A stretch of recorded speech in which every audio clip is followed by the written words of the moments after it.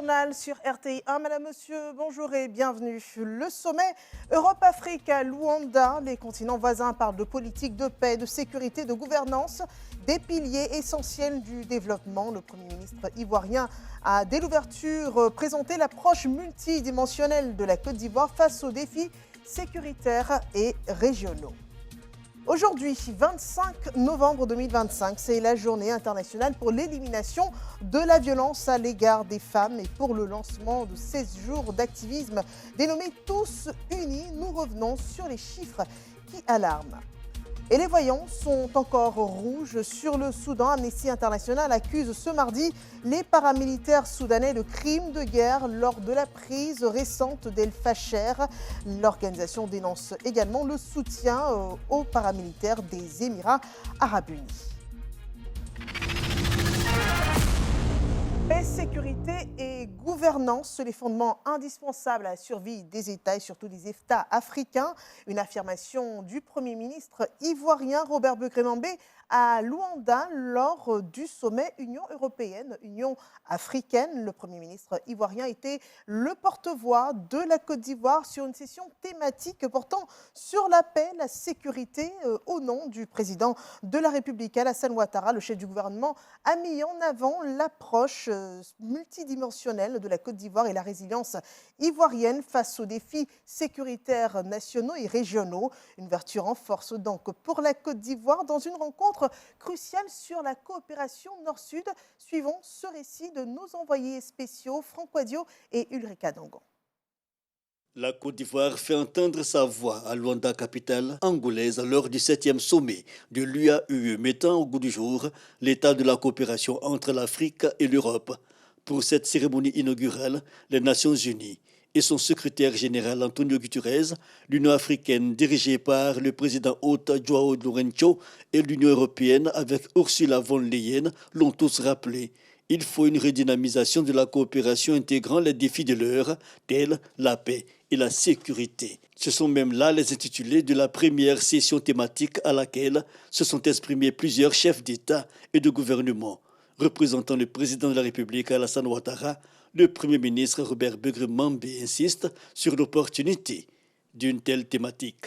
La pauvreté, les déficits démocratiques et les restrictions des libertés sont autant de mots qui offrent un terreau fertile à l'instabilité, aux migrations irrégulières et à l'extrémisme violent. Ainsi, la paix, la sécurité et la gouvernance constituent les fondements indispensables à la survie de nos États et à l'épanouissement de nos populations. L'Afrique est cependant confrontée au défi du terrorisme, entre autres préoccupations sécuritaires, et la Côte d'Ivoire n'y échappe pas. L'émissaire du président Alassane Ouattara relève les réponses de la Côte d'Ivoire face à la menace sécuritaire. Et nous avons mis en évidence que la Côte d'Ivoire, dans son mécanisme de sécurisation du territoire, a déployé plusieurs méthodes d'encadrement, dont l'une des plus importantes, c'est de privilégier les investissements de renforcement de l'autonomisation de nos populations dans tout le secteur nord et assurer un mieux-être de ces populations pour les protéger contre toute tentative.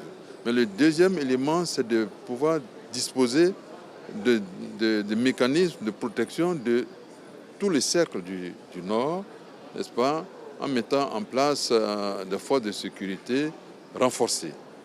Donc il y a interaction entre paix et sécurité et cette conférence permet de modifier tout ce qui peut être modifié pour que notre coopération avec l'Union européenne soit davantage renforcée dans les secteurs où nous avons jugé utile de le faire. Le Premier ministre Robert Begremambé à Luanda conduit une délégation composée du ministre des Affaires étrangères et de plusieurs personnalités de la sphère diplomatique ivoirienne. Le séjour angolais du chef du gouvernement sera aussi l'occasion de renforcer certains partenariats dans le cadre des coopérations tant bilatérales que multilatérales. Et sur la coopération bilatérale, on rappelle que cette 7e rencontre entre l'Afrique et l'Europe, c'est avant tout un cadre de renforcement des liens économiques et sécuritaires. Et c'est à juste titre que la Côte d'Ivoire mène son offensive pour ses intérêts de développement agricole, industriel et maritime. Le Premier ministre ivoirien s'est entretenu sur ces points de coopération afférents avec son homologue néerlandais. L'essentiel à retenir de cet entretien dans ce rapport de Franck Quadio et Ulrika Dango. Le Premier ministre Robert Begré-Mambé et son homologue des Pays-Bas échangent en marge des discussions sur la coopération Afrique-Europe à Luanda. Avec Dick Schoof, Robert Begré-Mambé fait un tour d'horizon des acquis commerciaux entre les deux pays, surtout en matière de transport maritime et d'agro-industrie. Il a cependant moyen de faire davantage, explique le chef du gouvernement ivoirien. Ainsi, le port d'Amsterdam est un partenaire privilégié du port d'Abidjan et du port de San Pedro. Ensuite, ils sont très forts dans l'horticulture. Vous savez qu'à Tibissou, ils ont un programme pilote majeur. Ensuite, il y a le domaine de la production des aliments, des animaux, dans le secteur d'Agnaman, où les Pays-Bas ont un projet très avancé. Mais au-delà de ces aspects, il faut noter que dans le domaine des transports lagunaires, les Pays-Bas peuvent apporter aussi beaucoup de choses. Donc on a fait le tour de cette coopération et on a mis en évidence qu'il faut renforcer la coopération et l'améliorer. Densification et qualité, tel a été le leitmotiv de cette rencontre avec les Pays-Bas. La Côte d'Ivoire et les Pays-Bas entretiennent des rapports de coopération depuis 1961. En dépit d'une relative baisse du volume des échanges commerciaux entre les Pays-Bas et la Côte d'Ivoire, ce pays demeure l'un des 5 principaux partenaires économiques de la Côte d'Ivoire au sein de l'Union européenne. Voilà une dynamique de coopération pour un partenariat gagnant-gagnant. À présent, on fait le point du processus électoral en Côte d'Ivoire pour les législatives avec ce communiqué de la CEI. La commission électorale indépendante, CEI, a arrêté et publié par décision numéro 002 CEI-CC EDAN du 18 novembre 2025 la liste provisoire des candidats retenus pour les élections des députés à l'Assemblée nationale du 27 décembre 2025. Cependant, depuis cette publication, elle continue d'être saisie de demandes de désistement ou de retrait de candidature, alors même que, conformément aux dispositions du Code électoral, elle a transmis ladite liste au Conseil constitutionnel. Au regard de ce qui précède, la CEI porte à la connaissance des partis et groupements politiques, ainsi que des candidats retenus, qu'elle se trouve dessaisie et ne peut donc plus connaître des requêtes en désistement ou de retrait. Celle-ci doit être plutôt adressée au Conseil constitutionnel dans le cadre du contentieux de l'éligibilité. En Côte d'Ivoire et partout dans le monde, aujourd'hui 25 novembre, c'est la journée internationale pour l'élimination de la violence à l'égard des femmes. Journée d'entame de 16 jours d'activisme contre les violences faites aux femmes et aux filles. Et ce 25 novembre, on se rappelle des chiffres qui interpellent et qui rappellent l'urgence d'agir. Des centaines de femmes ont été tuées et plus de 1200 agressions sexuelles enregistrées par les autorités ivoiriennes qui se mobilisent auprès des ONG. Martha Kissi et Joël Gomez nous en parlent. Nous sommes en 2020. Dans le seul district d'Abidjan, une enquête de l'ONG citoyenne pour la promotion et défense des droits des enfants, femmes et minorités recense au moins 416 femmes tuées dans des circonstances violentes liées à leur genre. Depuis, le mot féminicide s'impose dans le débat public ivoirien. 4 ans plus tard, en 2024, les violences restent massives. L'État recense plus de 1200 viols et agressions sexuelles déclarés et pris en charge. Un cas sur 8, rien qu'à Abidjan, mais les violences basées sur le genre s'étendent bien au-delà de la capitale. Elles touchent tout le pays, des grandes villes aux zones rurales. Et puis arrive 2025, l'année est marquée par 2 drames qui bouleversent la Côte d'Ivoire. 2 jeunes femmes étudiantes de l'INFAS tuées par leurs compagnons à quelques semaines d'intervalle. Une poignardée le 8 septembre à Port-Bouët et l'autre début octobre à Abengourou. Face à cette vague de violence, l'État ivoirien tente de renforcer sa réponse à travers la cellule nationale, le numéro vert, les centres d'accueil et les campagnes de sensibilisation, notamment les 16 jours d'activisme contre la violence basée sur le genre. Des dispositifs existent, mais pour les ONG, ce n'est plus suffisant. Elles réclament aujourd'hui 2 avancées majeures. notamment la reconnaissance du féminicide dans la loi pénale et la publication régulière des statistiques officielles pour ne plus laisser ces crimes dans l'ombre. Et nous restons tous unis pour l'élimination de la violence à l'égard des femmes. Ce sont des chiffres qui interpellent. Nous poursuivons avec l'État, la relation entre l'État de Côte d'Ivoire et le contribuable qui tire bénéfice d'une mesure exceptionnelle de fin d'année, celle de l'ouverture des caisses pour le paiement de l'impôt foncier tous les samedis des mois de novembre et de décembre 2025. Une exception qui comprend des mesures de faveur en cas de retard ou de paiement et de hausse des impôts. Abigail Niava et Régis Kofi nous en disent davantage. Jusqu'au 31 décembre, les contribuables pourront bénéficier de l'ouverture exceptionnelle des caisses de l'impôt foncier chaque samedi, une mesure de la Direction générale des impôts, DGI, pour faciliter les paiements en cette fin d'année. Nous recevons les contribuables avec le sourire parce que ce n'est pas facile de venir donner son argent. C'est très difficile pour eux. Ils n'arrivent pas à comprendre que quelqu'un qui a construit sa maison vienne payer l'impôt. Donc il faut essayer d'expliquer. La DGI va plus loin avec deux autres dispositions exceptionnelles. La deuxième mesure, c'est la mesure qui abandonne toutes les pénalités pour les contribuables qui ont malheureusement accumulé des arriérés au cours des années antérieures et au cours de cette année. La troisième, c'est celle qui concerne tous nos concitoyens qui ont vu le montant de l'impôt augmenter de 100% et plus. L'administration fait un dégrèvement d'office. Mais la condition, c'est qu'ils nous payent la moitié de l'imposition de cette année. Dans cette dynamique d'assouplissement fiscal, la Direction générale rappelle l'importance de ce acte civique. Nous demandons aux contribuables de profiter parce que les mesures qui vous sont offertes là, vous n'aurez pas ailleurs après 2025. Avec ces mesures exceptionnelles, la DGI entend offrir plus de flexibilité aux contribuables et encourager la régularisation des situations fiscales avant la fin de l'année. Puisqu'on parle de civisme, intéressons-nous au désordre urbain sur les gares routières dans la capitale ivoirienne Abidjan. Les gares interurbaines improvisées s'étendent au cercle d'habitation et avec elles arrivent les bruits, la poussière et les embouteillages qui font suffoquer les riverains, qui qu'ils soient, et les exploitants restent encore aveuglés par leurs profits. Voyons ce qu'en pensent les autorités locales avec Roxane Ambaché et Jean-Marc Djadji. 16h, Yopougon rue Princesse. Des cars de transport défilent en chenille. Autour, voyageurs pressés, vendeurs ambulants, convoyeurs bruyants.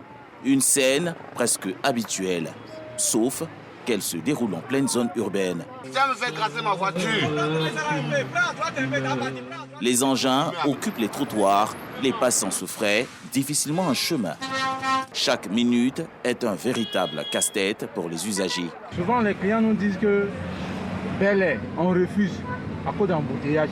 À 7 heures, on doit aller déposer les élèves là, jeunes filles comme ça, vraiment, on est obligé d'arriver là, on va garer ou bien soit on retourne. En plus d'être dans le centre-ville, ces gares sont en contrebas d'habitation, risque de nuisances sonores. Au 3e étage de cet immeuble, Siméon a le sommeil troublé. Ça dérange beaucoup. Des personnes aussi qui sont à dormir aussi, comme ma tante comme ça. Il y a trop de bruit, ça perturbe, elle n'arrive pas à dormir. Même à 1h, si le véhicule quitte des voyages, ça fait des bruits. Pour espérer un peu de tranquillité, une cloison vitrée fait l'affaire. Pointés du doigt, les propriétaires de ces gares revendiquent être dans la légalité. À Yopougon, il n'y a pas une gare routière qui vraiment peut loger vraiment ces compagnies qui naissent. Et donc, c'est tout un problème. Nous attendons le gouvernement qui va nous montrer vraiment la bonne volonté de bien organiser ce secteur-là, afin que nous puissions bien être casés pour ne pas déranger quelqu'un. Face à cette anarchie, la direction générale du Haut Conseil du patronat des entreprises de transport routier plaide pour une action conjointe entre transporteurs et collectivités locales. Les entreprises ont petit à petit essayé de faire des gares de proximité en rapprochant les services de transport auprès donc des clients et des populations. Les difficultés que nous avons aujourd'hui sont liées au manque d'infrastructures, notamment de gares routières. La construction des gares futures dans les communes et dans les grandes localités de Côte d'Ivoire sont prises en compte. Et nous pensons que leur mise en œuvre vont venir régler un grand problème, c'est-à-dire l'impact négatif de nos gares dans les communes aujourd'hui sur les riverains. À l'instar d'autres communes, la mairie de Yopougon veille au respect des lois et règlements locaux sur le stationnement et la circulation. Il faut dire que nous sommes confrontés à un véritable problème de foncier. Il faut vraiment l'aide de l'État. Entre-temps, on fait avec les moyens des bords, mais toujours à la recherche d'espaces vraiment appropriés pour pouvoir regrouper l'ensemble des transporteurs à un même endroit. On est en train de faire un investissement léger, faire une route, leur donner un plan de construction d'un certain nombre d'hangars, créer vraiment la salubrité à cet espace-là, afin que vraiment on puisse délocaliser certaines gares qui créent véritablement problème sur cet espace. Pour la situation des gares anarchiques, le ministère des Transports compte construire et aménager une gare routière internationale. Avec 25 hectares, cette infrastructure devrait atteindre 120 véhicules à l'embarquement et 120 autres au débarquement, soit environ 30 millions de voyageurs par an. Le coût du projet est estimé à 41 milliards de francs CFA. Prévu sur l'ancienne casse d'Adjamé, les travaux ont été lancés officiellement le 7 octobre 2015. Au-dessus du vacarme, les riverains continuent de fermer leurs fenêtres. Pour eux, le silence ne reviendra que lorsque ces gares anarchiques disparaîtront. En attendant des solutions durables, les moteurs vrombissent au cœur du district d'Abidjan au rythme d'un désordre légalisé. Et rendons-nous avec plus de calme dans la région du Poro où des solutions sont apportées pour briser la fracture numérique. Jeunes et femmes sont formés à l'outil informatique, une initiative pour réduire l'inégalité d'accès aux technologies de l'information et de la communication, une formation aux bénéfices intellectuels. Donc place à l'inclusion dans le nord du pays avec Eugène Toubé. Ils sont du troisième âge, gardiens de nos traditions et témoins des évolutions successives de leur temps. Dans un monde aujourd'hui dominé par les technologies de l'information et de la communication, ces sexagénaires, septuagénaires et octogénaires refusent d'en être des incultes et se mettent au diapason de la modernité. Former les chefs à l'ordinateur, vraiment, c'est quelque chose qu'on n'avait jamais vu. À partir de maintenant, on sait qu'on peut créer une plateforme où on peut informer tous les chefs de village et en temps réel. Pour les entrepreneurs ou les néo-entrepreneurs, on a vu comment ChatGPT pouvait les aider à trouver une idée business, un nom commercial pour l'activité, un logo, mais aussi créer des images attractives de leurs produits. Après 7 jours de formation suivie avec intérêt, enthousiasme et assiduité, ils ont acquis des connaissances et des compétences à l'usage des services numériques via la téléphonie mobile et Internet. On m'a montré comment est-ce que je peux utiliser ChatGPT pour créer d'avance mes contenus, mes vêtements, avant maintenant de les faire en mai. Ils nous ont aussi montré comment utiliser le digital pour un masse de clients. Si je n'étais pas venu à cette formation, j'allais vraiment le regretter. En utilisant à bon escient les outils numériques, on verra que ça va augmenter l'employabilité, l'épanouissement personnel de chacun de ces jeunes-là, de ces femmes et même de ces chefs traditionnels. Il faut véritablement utiliser à bon escient les téléphones portables qu'on a dans nos mains pour rentabiliser nos différents efforts, indépendamment du domaine d'activité. Ce sont au total 420 apprenants, 150 à Korogo et 270 à Sidematiali, qui ont bénéficié de la formation. Une formation au programme de laquelle plusieurs modules, notamment la sécurité numérique, l'initiation à Internet et à l'informatique, l'entrepreneuriat, la comptabilité simplifiée numérique, l'employabilité, l'insertion professionnelle et le digital. L'utilisation de l'IA va nous permettre de pouvoir faire des synthèses avec nos fiches de cours, mais aussi faire plus de recherches, faire des créations comme des affiches pour pouvoir mieux communiquer, mais aussi mieux enseigner et partager ce que nous savons. Monsieur le préfet de région voudrait encourager tous ses participants. Nous voudrions compter sur eux pour qu'ils soient les ambassadeurs dans leur famille, dans leur milieu professionnel, dans leurs écoles, pour relayer le message du bon usage du numérique que vous leur avez enseigné. Korogo, Sidematiali, comme auparavant Timoko Adzopé, Katule Fekese Tougou, la Société nationale de développement informatique SNDI, montre son engagement à former toutes les franges et catégories socio-professionnelles des zones rurales afin d'y bâtir un avenir dans le numérique. Voilà une formation au bénéfice aussi bien intellectuel qu'économique. Rendons-nous dans la ville de San Pedro où les ambitions sont fixées sur le maintien de la paix en engagement des chefs de communauté illustrés par une journée de célébration de la cohésion. Suivons ce témoignage de Sam Kona. Célébration de la paix et du vivre ensemble à San Pedro, à l'espace Rotary. Installées depuis plusieurs décennies dans la région de San Pedro, les communautés venues d'ailleurs ont toujours vécu en parfaite harmonie avec leurs tuteurs, les Kroumen et les Bakoué. Pour les chefs de communauté, la paix et la cohésion seront toujours préservées pour le bonheur des populations et pour le développement de San Pedro. Nous avons connu les élections présidentielles, le tout s'est déroulé dans des conditions les plus nobles. Aujourd'hui, nous sommes à la phase des élections législatives.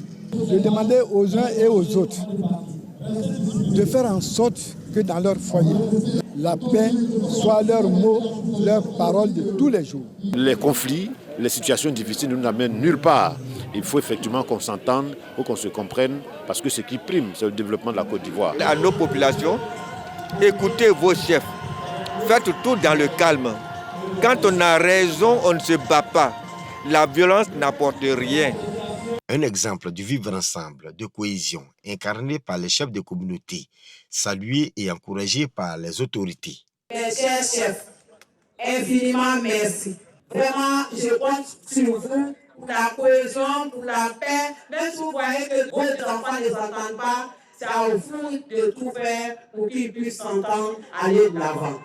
Faites en sorte que nous puissions marcher ensemble, main dans la main, à vos côtés. C'est à ce prix que nous vous ferons honneur, que nous pourrons faire un développement certain de la ville de San Pedro. À l'occasion de la célébration de la paix et du vivre ensemble à San Pedro, l'un des chefs, celui de la communauté baoulé, Nana Bladjedeni, a été honoré par ses pairs pour ses actions de paix. Et si on parlait de culture à présent avec les nouvelles ignames, cette année, le peuple Agni Djouablin célèbre la 289e fête de l'igname, une célébration reconnue pour être un attrait culturel à Agni-Bilékrou. Le roi Nana Tigori Nyama et tout le royaume avec lui s'est fait le plaisir d'exposer ses symboles, une attraction culturelle mais aussi touristique présentée par Herman Yamia. Au cœur du royaume Agni, le peuple Djouablin s'est réveillé ce jour aux couleurs de la tradition. Une ferveur particulière, celle de la célébration de la 289e édition de la fête de l'igname. Un événement séculaire qui demeure le pilier de son identité culturelle. Lorsque nous nous retrouvons auprès des aînés, auprès du roi, auprès des chefs des villages, auprès des notables, auprès des reines-mères et autres, c'est pour faire un peu le bilan de l'année antérieure, puisque nous rentrons dans une nouvelle année. Moment fort de cette célébration qui se fait loin des regards indiscrets des caméras dans la pure tradition Agni, le cérémonial du premier tubercule. Après des bénédictions rituelles, Sa Majesté Nana Tigori Nyame, roi du Djouablin, brise l'igname sacré, geste qui autorise son peuple à en consommer pour la nouvelle saison. Une tradition rigoureusement respectée depuis près de 3 siècles. Nous devons nous unir pour faire progresser le Djouablin et soutenir nos familles respectives. J'exhorte les hommes et les femmes politiques à cultiver la paix et la fraternité, tant dans leur discours que dans leur engagement. Au-delà du rituel, cette célébration est aussi un moment de rassemblement et de cohésion entre les fils et filles de la région. Une véritable vitrine culturelle qui renforce la fierté du peuple Agni. Donc c'est une occasion de célébration de la fraternité, de la concorde, de l'union des fils dans leur diversité, sans obédience politique. Et c'est ce que nous sommes venus faire et nous voulons, moi-même en tant que ministre du Tourisme, en faire un moment de réjouissance, de retrouvailles et de célébration de la culture à Caen pour que celles et ceux qui nous font l'amitié viennent nous visiter et pratiquent notre culture ensemble. En célébrant la 289e édition de la fête de l'igname, Le peuple guablin rappelle que la tradition n'est pas un souvenir, mais une force vivante, une force qui unit, inspire et continue de façonner l'identité d'un peuple profondément attaché à ses racines. Et s'il y a un attrait culturel en Côte d'Ivoire qui est également à promouvoir, c'est l'honneur fait aux aînés. Et dans l'enseignement supérieur, l'élu pour cette édition, c'est le professeur Hugues Koné, éminent professeur dans culture et en art. Il est honoré dans le cadre d'une conférence de presse, un colloque international interdisciplinaire dédié à son engagement, à la critique esthétique, à la valorisation de la culture africaine et aussi à la formation universitaire. Le point de Brigitte Zamblé et Siaka Koné. Se positionnant comme l'un des pionniers de la structuration épistémologique des sciences de l'information et de la communication en Afrique et dans le monde, le professeur Hugues Koné sera célébré par ses pairs. Pour saluer son œuvre, le laboratoire des sciences de la communication des arts et de la culture, LSCAC, de l'université Félix Houphouët-Boigny, en collaboration avec l'UFRICA, veut rendre un vibrant hommage au professeur Hugues Koné à travers un colloque international et interdisciplinaire regroupant 14 universités venant d'Europe et d'Afrique. Ce que nous attendons après ce colloque, c'est que nous puissions revisiter les méthodes et outils d'enseignement des sciences de l'information et de la communication pour que cette discipline qui appartient à la grande famille des sciences sociales soit mieux utilisée, mieux conçue et mieux transmise. Cette rencontre scientifique est aussi l'occasion de transmettre l'héritage du professeur Hugues Koné aux jeunes générations. Ce colloque, pour nous, est une aubaine pour pouvoir connaître davantage sur le professeur Hugues Koné et de s'inspirer de cette filière pour pouvoir mieux s'orienter et se positionner sur le marché de l'employabilité. Ce colloque d'hommage va se tenir du 26 au 28 novembre prochain à l'université Félix Houphouët-Boigny de Cocody. La religion s'invite au débat aussi sur la paix avec une semaine dédiée au laïcat à la paroisse Saint-Jean de Cocody. Suivons ce récit de Abigail Niava et Issa Dambélé. Chant, danse, ferveur, c'est dans cette ambiance que la paroisse Saint-Jean de Cocody ouvre la semaine diocésaine du laïcat. Une célébration qui rappelle la place du fidèle baptisé dans la mission de l'Église. Les fidèles unissent leurs voix pour prier pour la paix. Aujourd'hui, plus que jamais, l'Église me rappelle que mon baptême en premier, c'est que je suis porteur du Christ partout. Et le Christ, par essence, est le prince de la paix. Si je suis porteur du Christ, je suis moi également désormais porteur de paix. Immersion dans les groupes ecclésiaux, panels, soirées cinématographiques, retraites, sont autant d'activités qui vont rythmer les jours à venir pour encourager la participation de tous. On me dira pourquoi une semaine pour le laïcat. Une semaine seulement pour pouvoir mettre en valeur toute la richesse de toutes les structures laïques de notre archidiocèse. D'abord, rendre grâce à Dieu pour ce temps qu'il nous a donné. Nous sommes dans une dynamique d'authenticité de notre foi, de notre vie chrétienne et que nous devons tout faire pour ressembler au Seigneur et ressembler à sa mère. Une manière de rappeler que la mission de l'Église ne repose pas seulement sur le clergé, mais sur l'ensemble des fidèles. Une note de sport à présent avec le football local. Le Sporting Club de Gagnois a fait forte impression hier au stade Robert Champrou en s'imposant 2-0 face à l'Africa Sport. Suivons le récit de Moyabi Diabaté. Ambiance électrique au stade Robert Champrou. Le Sporting Club de Gagnois a livré une prestation aboutie contre l'Africa Sport lors de la dernière journée de la phase aller. La première mi-temps a été disputée mais sans grandes occasions décisives. Le Sporting et l'Africa ont manqué de réalisme dans le dernier geste. À la pause, 0-0. En seconde période, l'Africa revient avec de meilleures intentions. Le bloc offensif des Oyers s'offre des opportunités sans jamais réussir à les concrétiser. À l'heure de jeu, les garçons du président Dominicos Taïro appuient sur l'accélérateur. Font signe enrhumant Prince Gaza avant d'offrir la balle du premier but à Peter Edema à la 88e. 2 minutes après, Koné Moussa assomme définitivement l'Africa Sport. Score final, 2-0. Il nous fallait cette victoire face à une très grande équipe de l'Africa Sport, vraiment.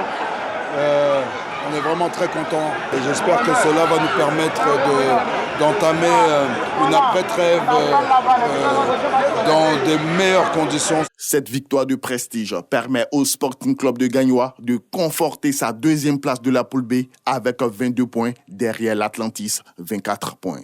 Pour l'Africa Sport, cette défaite constitue un coup d'arrêt qu'il faudra vite digérer. Et de Rayon Rouge sur le Soudan, accusé par l'ONG Amnesty International ce mardi de crimes de guerre, une accusation donc qui cible les paramilitaires soudanais.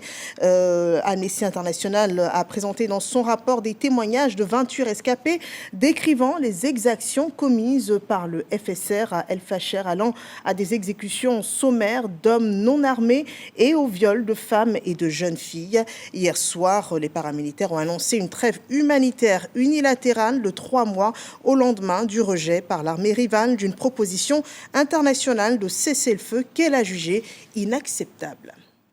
Et c'est la fin de ce journal. Merci de nous avoir suivis. À 20h, un autre journal avec Marie-Laure Ngouran. Je vous souhaite un excellent après-midi sur RTI 1 et à demain, 13h.